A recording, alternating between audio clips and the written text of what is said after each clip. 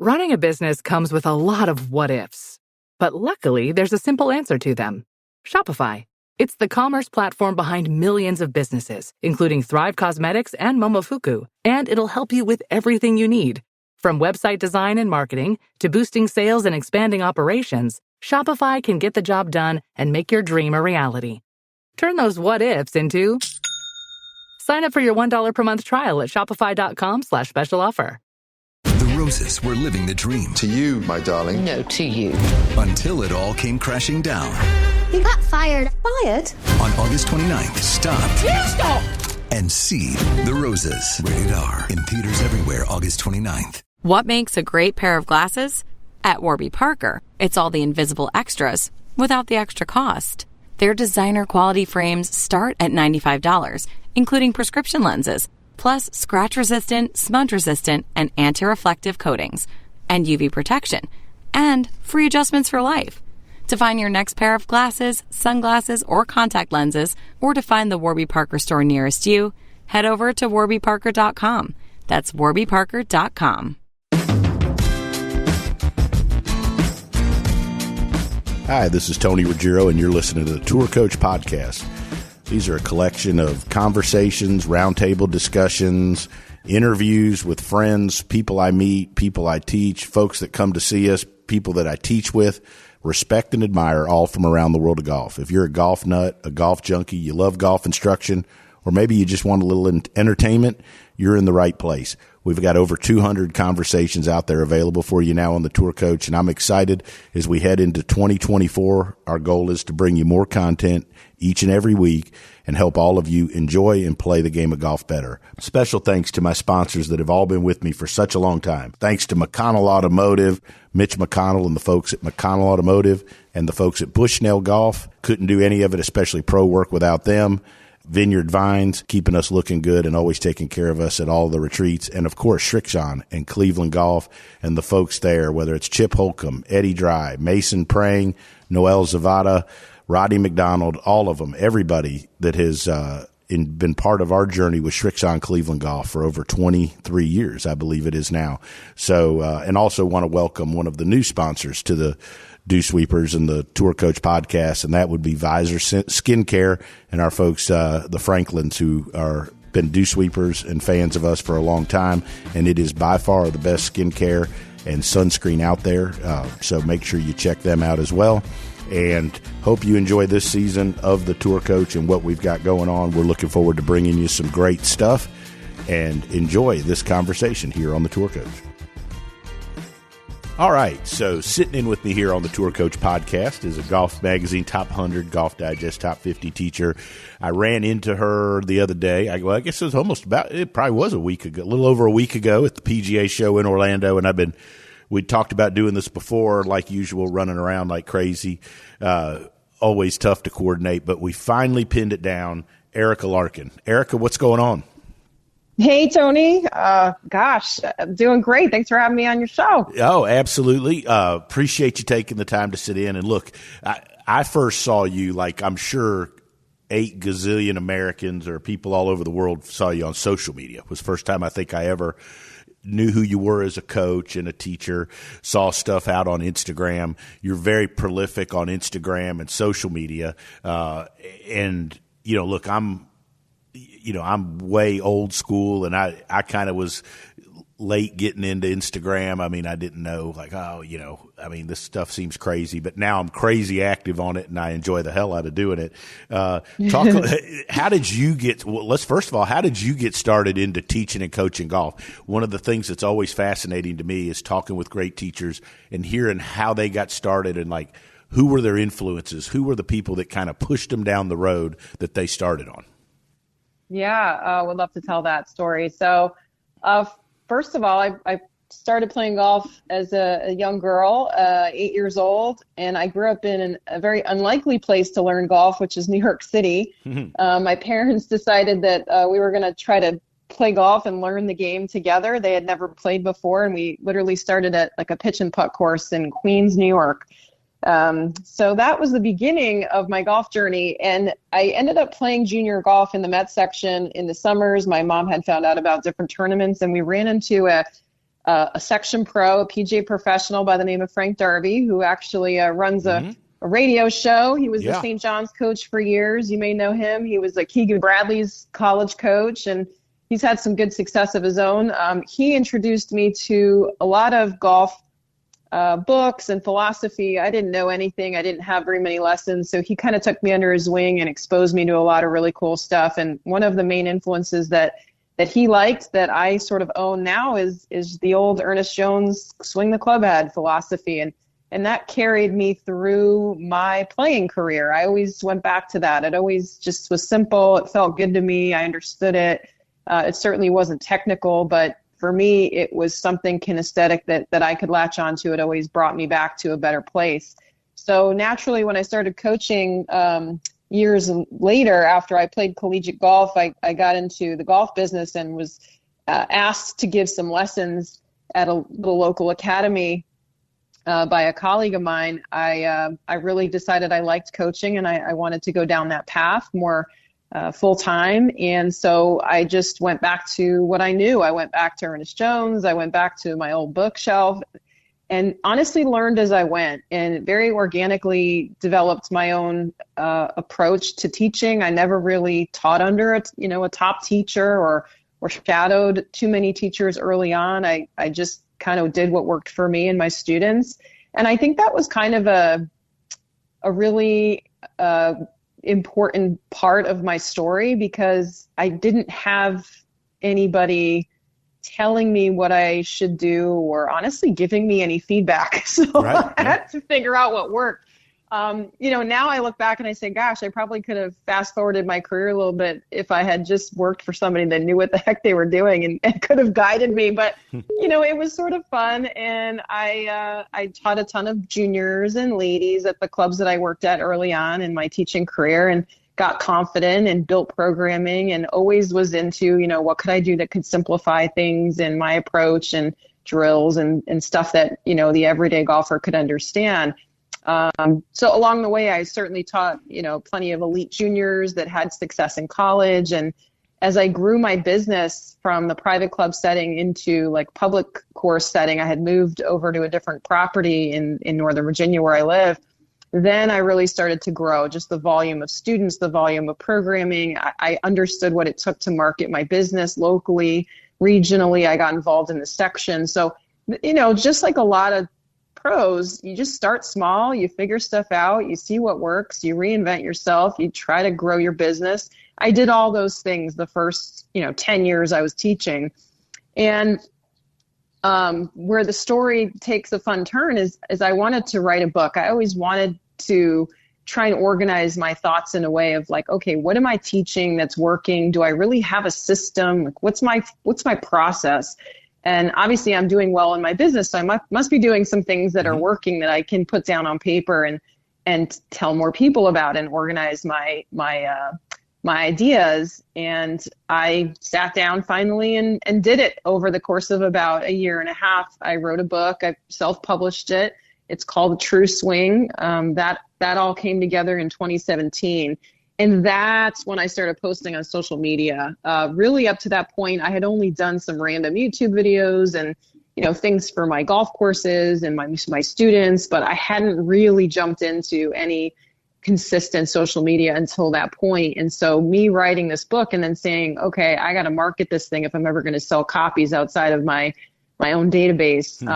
I decided I would make content around the book.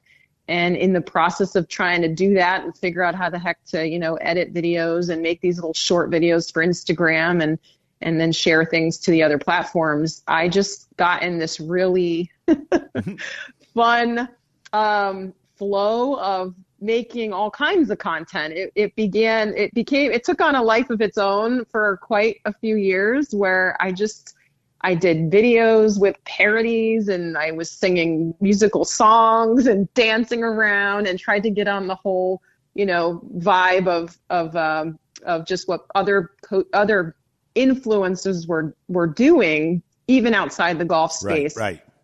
And so I tried to, understand and observe what trends look like in social media and try to apply that to golf instruction in a fun way. I found my personality online through doing that. And I think it was just a really fun creative process for me to go through, and it certainly caught the attention of a lot of folks in the industry, other pros, but particularly like the Golf Digests and the golf channels and things like that started to say, wow, all right, she's like kind of fun. She's doing these videos. She's not afraid to put herself out there. And so right, that, for sure. that was a big deal for me because, I think there's so many great teachers.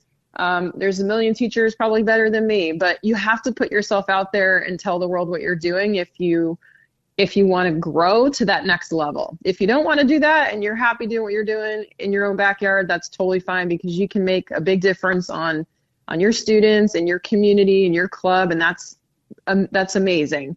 But like to grow to that next level, to scale what you're doing, to reach more people beyond the bubble of your club, like I think social media has been a game changer for me and anybody out there, any coaches listening to this, I think that my journey shows that tremendous growth over the short period of time by what I was able to do through the exposure of social media. So, well, I think I had this conversation with a really good young teacher, actually Ryan Webb in North Carolina earlier.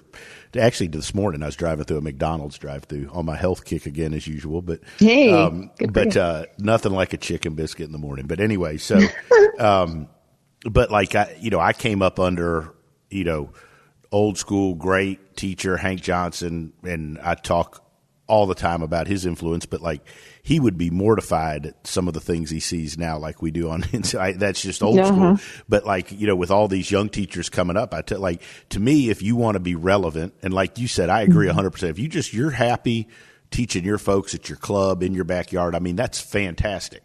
But you can't sit there and bitch that nobody knows you outside. You don't get recognized if you don't keep up with what the industry's doing now. Yeah, exactly. And I think that there's more to being, and I use this word loosely, a great teacher. I'm just using this for this conversation, but a well-known teacher that, there's way more to it now than just the hour you spend with a student on the tee. And I think that's evolved a lot over, I guess it's 5, 6, 7, 8 years, somewhere in there, maybe 10 years. But to me, the role of what we do has expanded. There's more. You have to go to more, if you're going to coach elite players and high level players, you got to go to tournaments now. Coaches and teachers didn't used to have to do that. You got to travel, but you also have to put information out there because to me, that's where people find out who you are as a teacher and a coach is through the content you put out there. And it's not just to get known, but it's how students find you and say, hey, that's that's the type of information I'm looking for. That's the style of teacher or coach that that I think I need to help me. Exactly. We all worked off word of mouth forever, right? Just generally speaking, through generations of coaches prior to us, it's word of mouth. It's maybe some local advertising, things like that. But so-and-so's getting results. He had a great experience with this coach. I'm going to go try that. But now people can get that sampling of you through your content and they can decide for themselves, to your point, I like their personality. I like what they're saying. That speaks to me. Wow, I did try that little tip and yeah, it did work. And I'm going to now book a lesson, or I'm going to go to that person's golf school, or I'm going to subscribe to their website because you just click with that delivery of communication or maybe that person's approach. So I just think it's such a great way for people to sample what you're doing. It is a great way to genuinely touch more golfers. Right? I just think, if you only focus on your core, group of clients and members, let's say, you're touching, let's call it 30 people, 40 people a week. Maybe if you do group programming, maybe a bit more, but doing stuff online, being able to get more eyeballs on what you're doing, your message can get to thousands, if not, theoretically millions of people around the world on any given day. It's so powerful that you can have that impact on people that you've never even met. That's what I find so, I find it rewarding. I find it exciting that I'll have these random comments and people DMing me, or people will come for a lesson and be like, I've been following you for 4 years. I finally got out to visit you. But I first saw you on XYZ platform, or I saw some review on you. Somebody else was saying something about how much they liked your content. And then I started following you. It's like, wow. And I'm like helping these people I've never even met. That's so cool, Mm-hmm. And I just find that fun. Yeah. And I think too, there's like this idea that the content like is just entertainment, that it can't help people. Right. But like I get if you've picked up an Instagram and you're not living on a rock, everybody knows I do stuff with resistance band, talk a lot about pivot. But I get messages all the time from people that'll say like, hey man, like, I'd been struggling and I saw this drill and I went and did it and it helped. Like you can put stuff out that can really help a person without them coming to see you. Like that's how people learn nowadays. Don't you think? Oh, totally. Online learning is huge. People are certainly more open-minded to it than they've ever been. I do think that remote coaching can be effective, but like anything, I mean, if you over-medicate, it's not good. If you take the wrong medicine, it's not good. And so it's tricky, right? People follow many different coaches in this example, and sometimes they do start trying things that are not meant for them. That can be a slippery slope. So I think best case scenario is, they try something and it does help them. And if it doesn't help them, I guess they should hopefully figure out pretty quickly they need to look for a different tip or get some professional advice to steer them into the right information to look for online. I think that's like the best combination. How has you kind of mentioned starting, with the Ernest Jones book and you talked about learning as you go.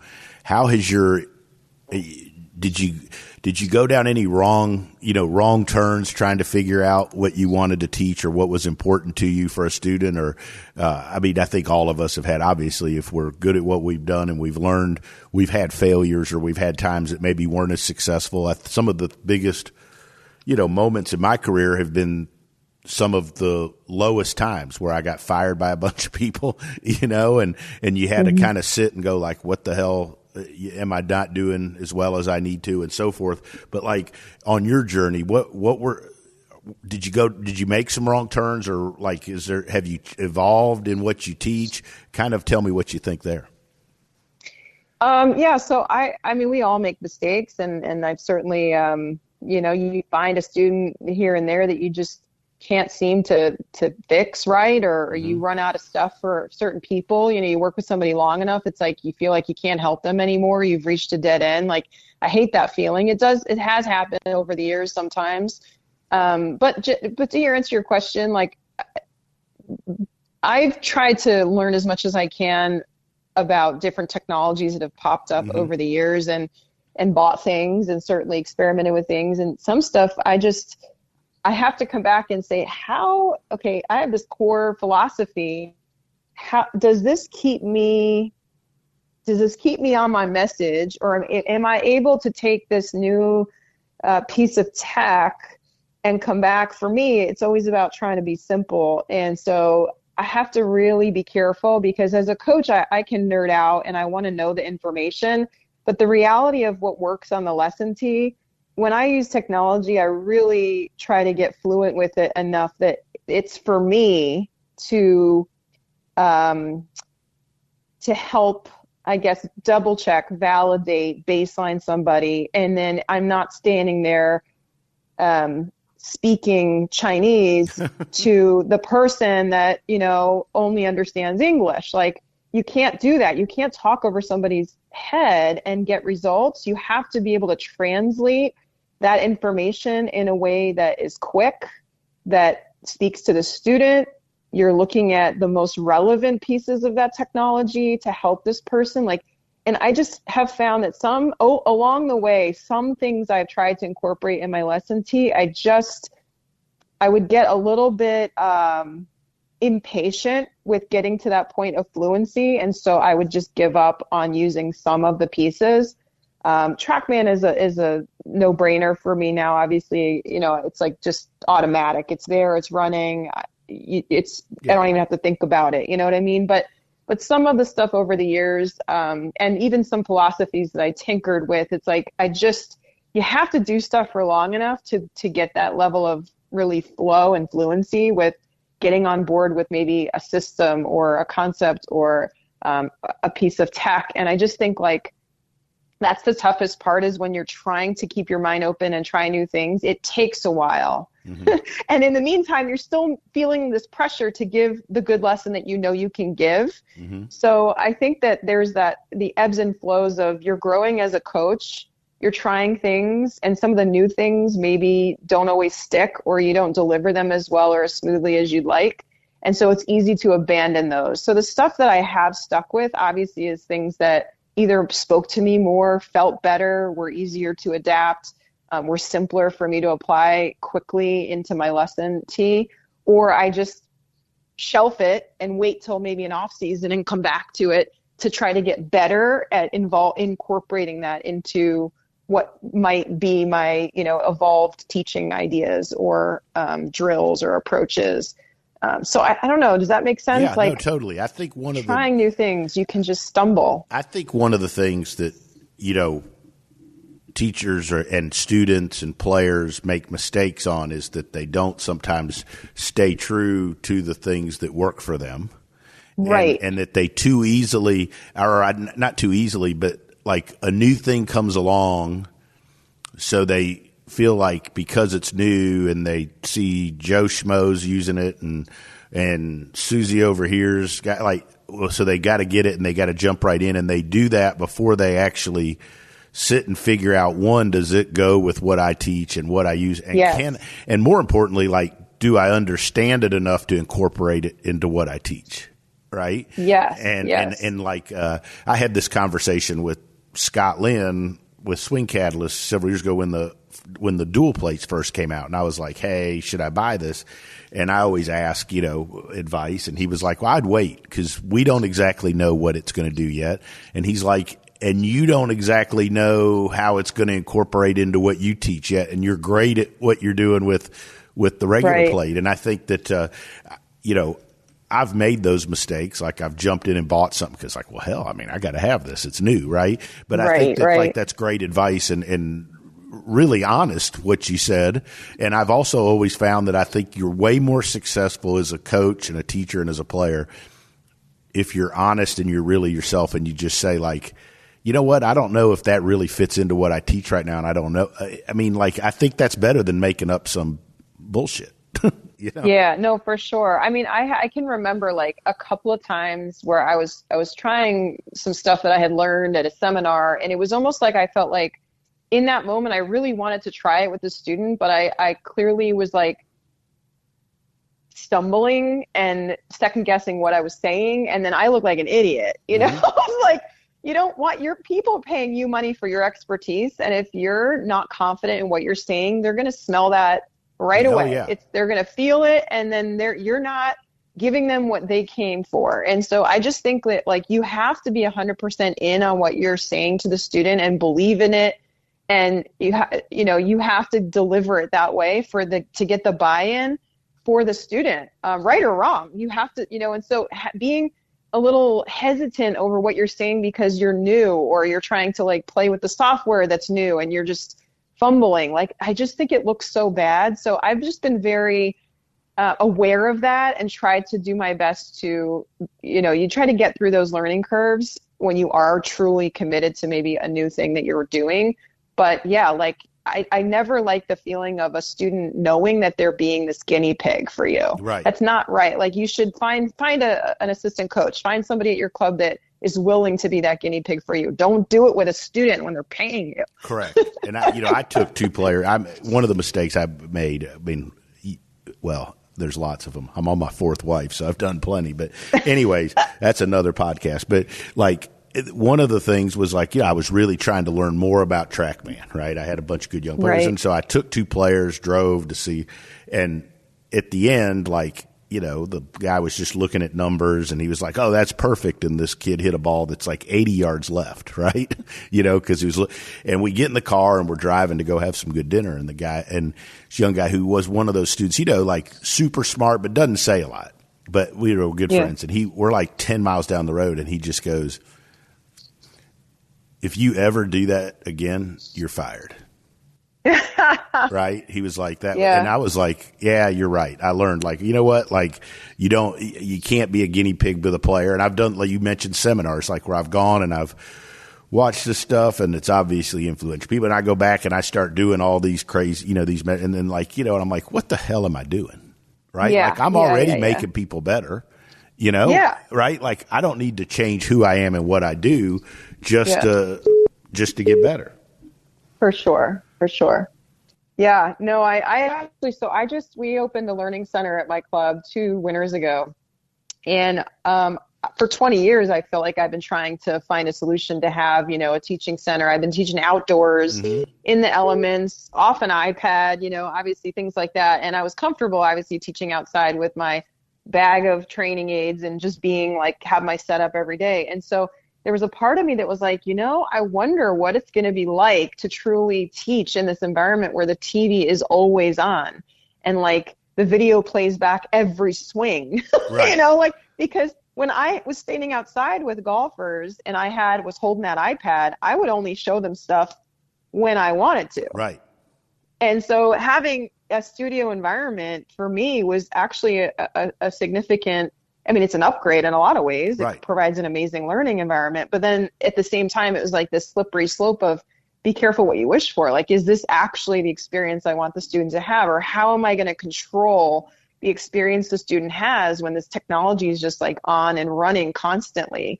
So, I found my way of doing it and I'm comfortable. But the first few months of like truly being in that studio full time, and then also defaulting to being that's the room that you're in to teach in. Like I had to like get myself out of the building more. Do you know what I mean? Mm-hmm. Like, oh, yeah. remember, hey, you can go out and hit on the grass. Don't be so comfortable in this space. Like get out of this room. And so that, and this is 20 years into my teaching career and I'm telling myself this in the back of my head. So we are always growing, changing, our environments change, the people we work with can change. And so that's just fun. I guess it's just part of the process. And I'm aware of it because I'm always just, as a coach, trying to do the best I can to be the best coach I can, to deliver the best experience for the golfer, to help people. I don't want things to be a distraction. So I'm very hyper aware of that. And I think that's an important lesson, not just for teachers. We obviously have a lot of teachers listeners, but also players. Is like the player has to know and learn the student, regardless of their skill level. Obviously, as you get better, you understand more of what you need. But like to understand what they need, and they fall into the same traps we do. Just because they bought a TrackMan for wedge combines and distance, or a Bushnell and a Launch Pro or a quad, doesn't mean they got to use every number just because they bought it when they've never used it and they're doing fine, right? I think it's and you have, with things becoming more affordable, like all technology, and smaller, we're getting more and more students that have the ability to buy some of the tech we have. And some of what we do is just educating them on what the hell they need to look at if they have it. Exactly. They're trying to please numbers that they don't even know what the numbers mean. Right. And then they come with a whole different set of issues. You're like, what rabbit hole did you go down in the last 3 weeks? Where are you? What are you doing? No question. Totally. They do that. And I think that, that's a big, I think that's like, again, we started off talking about like our jobs evolving. Well, 30 years ago, you probably didn't have, as a coach or a teacher, you didn't really have to educate your students on the numbers, that you didn't have to teach them the numbers that didn't matter to them. Right. Correct. And you also didn't have to worry, other than once a month when Golf Digest and Golf Magazine came out, like, hey, I know this is like cool right now, but it doesn't have anything to do with what you need to do. So like, I think that's all part of how like players are having to evolve to understand, to get better. And that's part of not just doing social media to be relevant, but that's our job's evolved as well. Oh yeah, for sure. Yeah. You have to help the players navigate the information that they should be most concerned with. Yep. Well, that's why you're a great coach, because you do those things. That's an important part of it. It could be debated many times, but all right. So last question. Yeah. What did you see anything at the PGA show you really liked? New? I was standing with you actually when I saw one of the coolest things, which was that Catalyst suit, man. It was pretty cool. Oh my God. So Morgan, your girl, got in the suit. I didn't have a chance to get in it, but I watched her struggle for, 10 minutes, and she's fit, right? And Oh, so yeah. she's standing there grinding in that electric suit to do her workout. And I just thought I knew about it before the show. I wanted to see it in person. I'm super intrigued by that. I mean, I love things that are efficient, but I also think for me, like, the idea of doing things where there's resistance but a sense of balance and everything's firing, I just think it makes so much sense for golf. So I'm really intrigued by that. That was probably one of the coolest things. I know it's on the fitness side, but when you're trying to implement technique, even if it's outside the realm of what their programs are, I just think there's going to be some cool applications for more stuff like that in the future. Yeah, I loved it. The fact that you brought that up goes to kind of what we've talked about is I use a lot of golf fitness in my teaching and to help people improve their ability to do things and learn the movement patterns. I'm still trying to figure out exactly how I would take the ability of that catalyst to blend it into what I do, right? like, what I mean? So like I was crazy fascinating watching it. Like I was like, and then talking to Morgan and I'm like watching it and I'm like, cause she works out like nonstop and like it was hard for her to do. So like, but I'm sitting there going, okay, now like, how do I take this cool technology and how do I get that to where it fits to what we do? So I'm kind of in the same phase where you and I were talking 15 minutes ago during this podcast about, but it was cool. I would agree with you. I thought that was one of the best things I saw. And I mean, to me, the favorite part of the show is always just running into people and the networking and all of that. But, Erika, awesome stuff. Thanks, Ben. You're kicking ass. You're doing great stuff. I love following your stuff. Hopefully we'll get the chance to run in and do this again, maybe live and in person at some point. But it sounds great. Keep up all the great stuff, and we'll look forward to chatting soon. Thanks, Tony. You have a great week. I hope you enjoyed this edition of The Tour Coach and this conversation that we brought to you about playing, learning, and teaching the game of golf. We'll be back next week with another edition of The Tour Coach. In between now and next week, make sure you follow us on our social channels.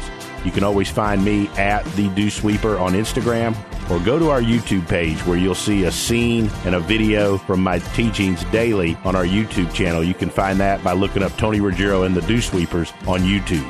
Until then, make sure you follow and check out everything Tour Coach and all our sponsors, Srixon Cleveland Golf, Bushnell, Vineyard Vines, and Buick GMC.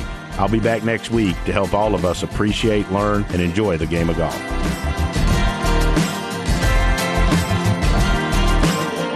I just want to remind everybody something that I forgot.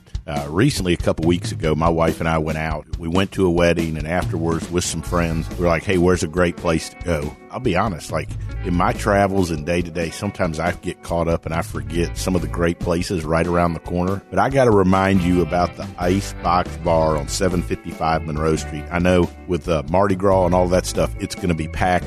But I was blown away by just the whole vibe, the atmosphere, and with the Velvet Pig, the food in the back room, and the big screen TVs up front. I was blown away by the atmosphere, the vibe, and just how cool it was to have the Icebox Bar right here near Dew Sweepers downtown. So look, when you're out Mardi Gras or you're looking for a great place to go sit, watch some games, hang out, play some pool, you got to go to the Icebox Bar right there on Monroe Street. There's a good chance you'll see all of us hanging out, especially during Mardi Gras. But do yourself a favor, go visit the Icebox. It's one of the best places out there. Hi, this is Tony Ruggiero. And look, recently, several teachers I know and several players have had some scares with skin cancer. In fact, I recently went and saw a dermatologist here in town, and I had a couple things frozen off, eyelid, my face, my earlobe, and not getting any younger. And I know it's getting to that time of the season where it's cooler, but look, being in the sun is a real deal, and I've not been very good, to be totally honest, my whole career at using it at all because I didn't like how greasy it was, how hard it was to get off your hands, how it clogged up my pores. And then I found this sunscreen, Visor Skincare. It's clear, it goes on, it doesn't dry you out, it isn't greasy, it's like you didn't put anything on it. By far, it's the best sunscreen I've ever used. Without a doubt, is the easiest to use. And we've got a discount code for all of you. All you have to do is go to visorskincare.com. Use our code word DewSweeper. visorskincare.com, code word DewSweeper.